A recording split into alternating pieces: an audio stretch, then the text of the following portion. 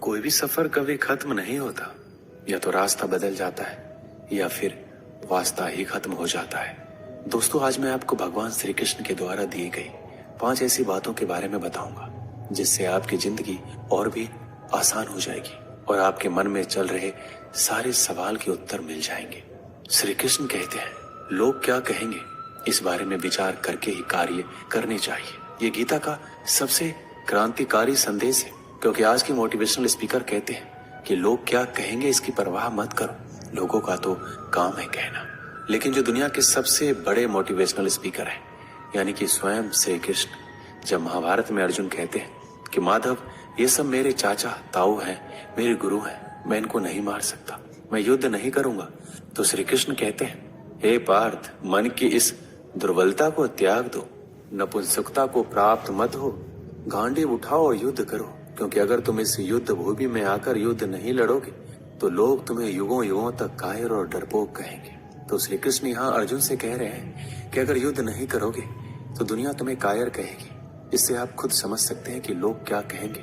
इस बात की परवाह करनी चाहिए, क्योंकि अगर किसी को लोगों के गलत कहने का भय नहीं होगा तो वो गलत और अनैतिक काम करने से पहले सोचेगा ही नहीं। तो अगर 1-2 लोग आपको कुछ उल्टा सीधा कहते हैं तो उसकी मत सुनो, लेकिन अगर सभी लोग आपको गलत बोलते तो ये मत कहो कि लोगों का काम है कहना। अपने अंदर झांको और देखो कि आप कहां पर गलती कर रहे हैं। श्री कृष्ण दूसरी बात कहते हैं, इंसानियत के सिवा इस दुनिया में कुछ भी नहीं रहता है। इंसान जब पैदा होता है तब वो नंगा आता है, जब वो मरता है तब उसको ऐसे ही जला दिया जाता है, उसके साथ में कुछ भी नहीं जाता।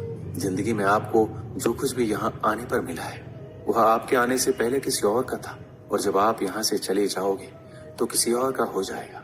जो पैसे आपके पास है, जो नाम आज आपके पास है और जिस पोजीशन पर आप हैं, उस पोजीशन पर आपसे पहले यहाँ कोई और था। आज भले ही आप हो, लेकिन कल कोई और आपसे वो छीन लेगा। दोस्तों, यही सृष्टि का नियम है और ये भागवत गीता की सबसे बड़ी सीख है जो हर एक आदमी को समझना चाहिए। तो अगर बदलाव ही इस दुनिया का नियम है तो ऐसी कौन सा चीज है जो हमेशा रहती है? तो कोई ऐसी चीज जरूर होगी जो हमारे मरने के बाद भी इस दुनिया में रहेगी। वो चीज है इंसानियत।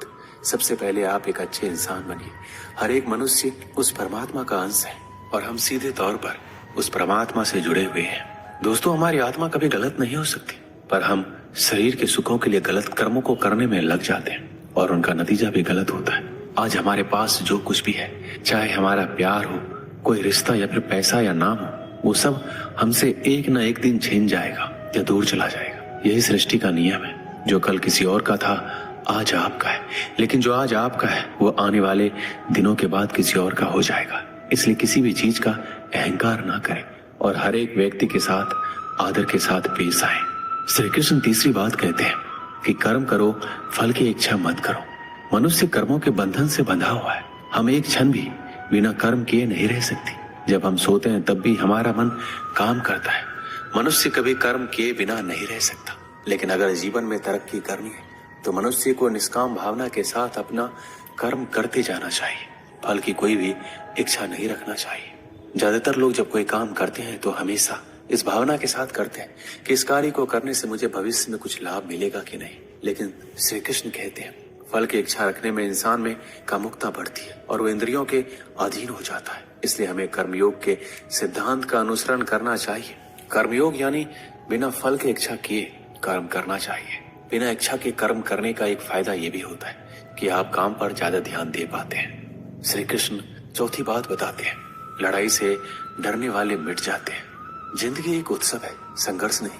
यदि आप अपनी जिंदगी को